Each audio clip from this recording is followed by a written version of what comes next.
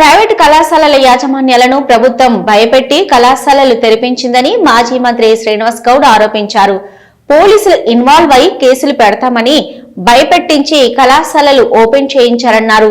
Hyderabad Basheerbagh press club లో Telangana BC విద్యార్థి సంఘం అధ్యక్షుడు వేముల రామకృష్ణ ఆధ్వర్యంలో ఏర్పాటు చేసిన సమావేశంలో శ్రీనివాస్ గౌడ్ పాల్గొని మాట్లాడారు. పెండింగ్ లో ఫీజు బకాయిల వల్ల విద్యార్థులు ఉన్నత చదువులకు వెళ్లలేక లక్షల మంది విద్యార్థులు ఇబ్బందులు ఎదుర్కొంటున్నారని అన్నారు. అంతేకాకుండా కాలేజీల్లో లెక్చరర్స్ జీతాలు లేక ఆర్థిక ఇబ్బందులు ఎదుర్కొంటున్నారని చెప్పారు. కాంట్రాక్టర్లకు బిల్లులు చెల్లించేందుకు కమిటీ ఉండదు కానీ విద్యార్థులకు ఫీజులు ఇవ్వడానికి కమిటీలా అని ప్రశ్నించారు.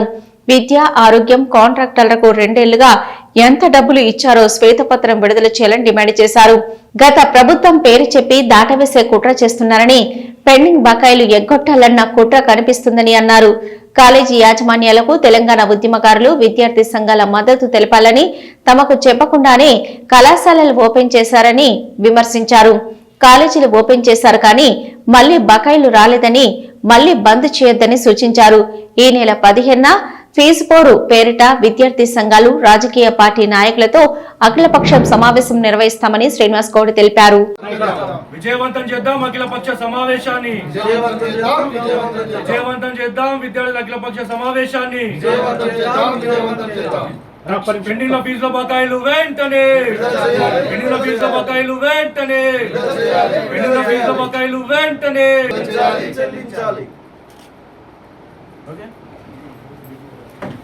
మరి ఈరోజు ఫీజుల బకాయిలు చెల్లించాలని చెప్పి అనేకమైన ఉద్యమాలు చేపట్టడం ద్వారా రాష్ట్ర ప్రభుత్వం పదం ముఖ్యమంత్రి గారి నోటి వెంట వచ్చింది. రాలేవు, ఎక్కడి నుంచి ఇవ్వాలి, ఎడికెళ్ళి తెచ్చియాలి, కమిటీలు వేయండి, కమిటీలు వేస్తామని అంటే మాట్లాడే మాటలేనా ఇవి? సంపద సృష్టించాలి రాష్ట్ర ముఖ్యమంత్రి, ఇవ్వాలి కానీ మేము ఎక్కడి నుండి తెచ్చి ఇవ్వాలి? కాలేజ్ యాజమాన్యాన్ని బ్లాక్మెయిల్ దగ్గర ఏం జరిగిందో బహిరంగ చెప్పాలి. పోలీసులే బెదిరించి భయపెట్టించి ఈ తాళాలు బలగొడతాం, కేసులు పెడతాం ఏమనుకున్నాను భయపెట్టించి, మరి ఇన్వాల్వ్మెంట్ అయ్యి పోలీసు ఇన్వాల్వ్మెంట్ అయ్యి భయపెట్టించి మరి తప్పని పరిస్థితులలో మేము కాలేజీ ఓపెన్ చేయాల్సి వస్తుంది తప్ప సంతోషంతో కాదు, బాధతో అని చెప్తా ఉన్నాం.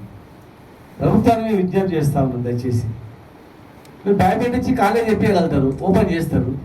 మరి చెప్పే లెక్చరర్కు 9 ఏళ్ళ నుంచి జీతాలు రాకపోతే ఇల్లు గుర్తురాదా, పిల్లలు గుర్తురాదా?